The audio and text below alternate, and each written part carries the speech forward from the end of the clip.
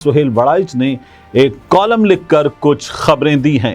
कैदी नंबर 804 को हुकूमती तहवील से लेकर फौजी तहवील में ले जाने की तैयारी है। सुप्रीम कोर्ट के फैसले के बाद ताकत वालों के पास सर झुकाने के अलावा कोई और पुरअमन रास्ता नहीं। इमरान खान कशीदा तरीन हालात में फौजी अदालत की तहवील में जाने वाला है।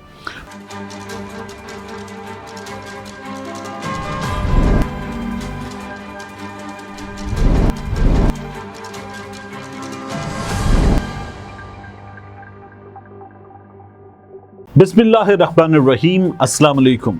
नई हुकूमत बन रही है जिसमें पीपल्स पार्टी, नून लीग और तहरीक इंसाफ सबके लोग शामिल होंगे, या फिर इमरान खान कशीदा तरीन हालात में फौजी अदालत की तहवील में जाने वाला है। पाकिस्तान में अफवाहों का बाजार गर्म है। ऐसे में सीनियर तज्जियाकार सुहेल वड़ाइच ने एक कॉलम लिखकर कुछ खबरें दी हैं। ये कॉलम अलग न्यूज आपके सामने रख रहा है।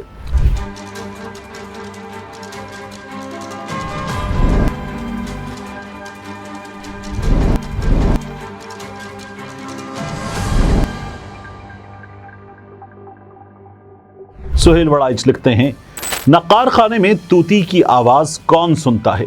जहां ज्यादा सियाने जमा हों वहां जमहूरी शऊर को कौन अहमियत देता है। कलम मजदूर को ताकत पर साइज कब घास डालते हैं। वही हुआ जिसकी चाप सुनाई दे रही थी। एक और सुकूते ढाका लिख कर डराया कि मुसालिहत ना की तो सानिहा हो सकता है। कड़वा घूंट पीना पड़ेगा के जरिए पैगाम दिया कि सुप्रीम कोर्ट के फैसले के बाद ताकत वालों के पास सर झुकाने के अलावा कोई और पुरअमन रास्ता नहीं। बाकी रास्ते खूनी, गैर आईनी और नुकसानदेह हैं। मेरी इन गुजारिशात के बाद कुछ तवक्कुआत थी और कुछ खदशात।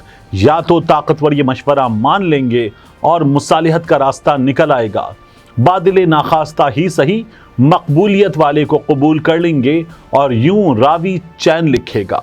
ये तवक्को नक्श बर आब साबित हुई और खदशा दुरुस्त निकला, क्योंकि मंसूबाबंदी ये हो रही है कि ईंट का जवाब पत्थर से दिया जाएगा। तय ये हो रहा है कि सुप्रीम कोर्ट के अक्सरियती फैसले को ना माना जाए और उसे बेअसर कर दिया जाए। तहरीक इंसाफ और उसके लीडर जितने भी मकबूल हैं, फिलहाल उन्हें कबूल करने के बारे में दूर दूर तक कहीं ऐसी सोच भी नहीं पाई जा रही। जजों की सोच में तब्दीली और अवामी दबाव ने अहले ताकत को बजाय कायल करने के इस बात पर आमादा कर दिया है कि उन्हें और भी ज्यादा ताकत से इस फितने का इस्तरदाद करना है। अमेरिकी कांग्रेस की करारदाद हो या यूरोप से ह्यूमन राइट्स के हवाले से उठने वाली आवाजें, उन्हें दरखोरे इतना ना समझने का फैसला कर लिया गया है। नामा बर मोतबर था, इसलिए आने वाले टाकरे के खौफ से रात भर नींद नहीं आई। नामा बर नाराज था कि नाहंजार सहाफी भी शोहरत के भूखे जजों की तरह कौमी मुफाद भूलकर इंसाफी बैंड वैगन में बैठना चाहते हैं। नाहंजार लिफाफे ने दलाइल देने की कोशिश की, माजी की मिसालें दी, अलमिया मशरिकी पाकिस्तान से पहले बाहमी तसादुम के नुकसानात के हवाले दिए। नामाबर ने कहा, जवाब वाज़ेह है, फितने को खत्म करके दम लेंगे। कमर बदायूनी ने नामाबर के जवाब पर कहा था, नामाबर तू ही बता, तूने तो देखे होंगे कैसे होते हैं वो खत जिनके जवाब आते हैं। नामाबर का जवाब सख्त और खौफनाक था। नामाबर से कहने की कोशिश की कि मार्शल लॉ की गुंजाइश नहीं, बैनुल अक़वामी हालात और मुल्क की कमजोर मईशत मार्शल लॉ के नफाज के हक में नहीं।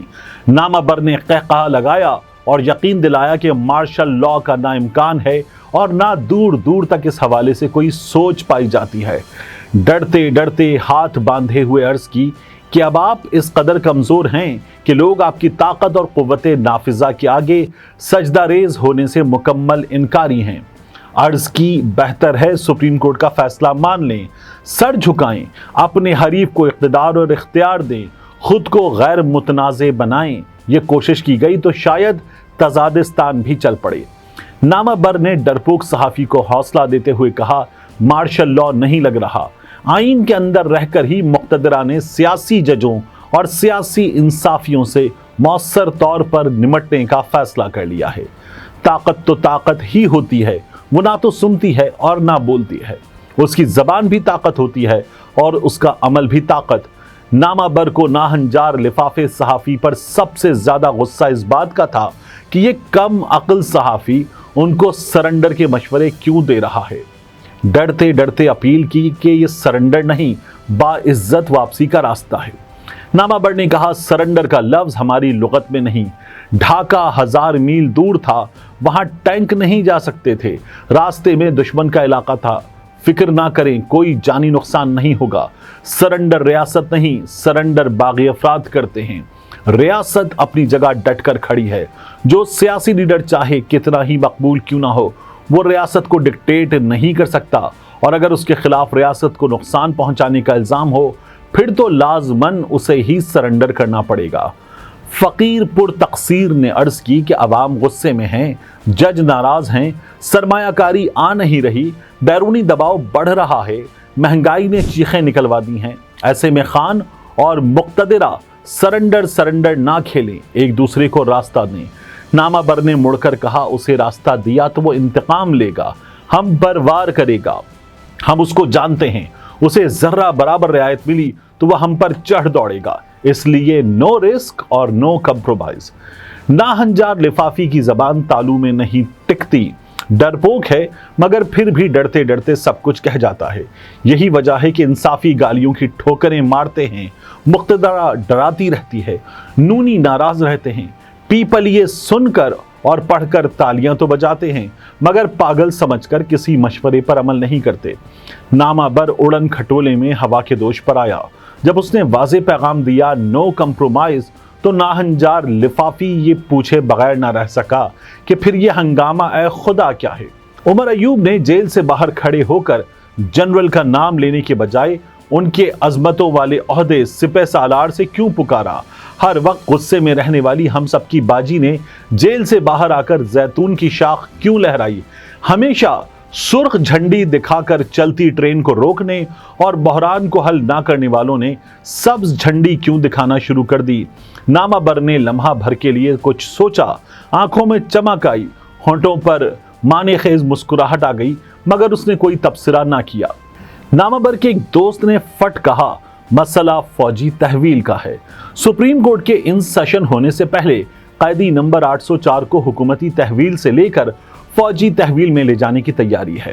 ناہنجار لفافی کے اندر کا بچہ جمورہ جاگا اور اس نے کہا، ایسا کہاں ممکن ہے، اتنی بھی اندھیر نگری نہیں، طاقتور سوشل میڈیا، جاگتی بین الاقوامی دنیا اور چوکنے اوورسیز پاکستانی تو آسمان سر پر اٹھا لیں گے۔ نامہ بر ہلکا ہلکا مسکراتا رہا، بولا کچھ نہیں، نہ اس نے ہاں کی اور نہ اس نے نہ کی۔ ناہنجار لفافی کو اس ملاقات کے بعد یقین ہو گیا کہ اگلے چند دنوں میں کچھ بڑا ہونے والا ہے، اور یہ جو کچھ بھی ہونے والا ہے ناہنجار لفافی کے اندر بیٹھے بچہ جمورہ کے لیے وہ قابل قبول نہیں ہوگا۔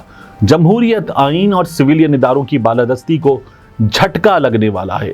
عدالتوں کے فیصلوں پر سوالیہ نشان لگانے کے لیے مکمل تیاری ہو چکی ہے۔ نامہ بر آندھی کی طرح آیا اور طوفان کی طرح واپس چلا گیا۔ ناہنجار لفافی آنکھیں ملتا خواب سے بیدار ہوا تو یہ سوچتا رہ گیا کہ احمد فراز کی طرح کم از کم امید تو نہیں توڑنی چاہیے۔ اب تک دل خوش فہم کو تجھ سے ہیں امیدیں، یہ آخری شمع بھی بجھانے کے لیے آ۔ نامہ بر کے جاتے ہی بگولا اڈیالوی نے ڈیرا جمایا اور کہا کہ سب کچھ سیٹ ہے، نئے غیر متنازع وزیر اعظم کی سربراہی میں ایک قومی حکومت بننے والی ہے جس میں انصافی، نونی اور پیپلیے تینوں شامل ہوں گے۔ جیل خان نے رضامندی ظاہر کر دی ہے، بس قومی حکومت کے وزیر اعظم کے نام پر بات چل رہی ہے۔ ناہنجار کی ہنسی نکل گئی، ابھی دھماکے کی خبر ملی تھی اور اب تزادستان کو گل و گلزار بنانے کی افواہ ہے۔ افواہیں سننے میں کوئی حرج نہیں، مگر واقعات کی رفتار سے ہی حقیقت کو جانا جا سکتا ہے۔ صلح صفائی نہیں، فی الحال صرف لڑائی ہو رہی ہے۔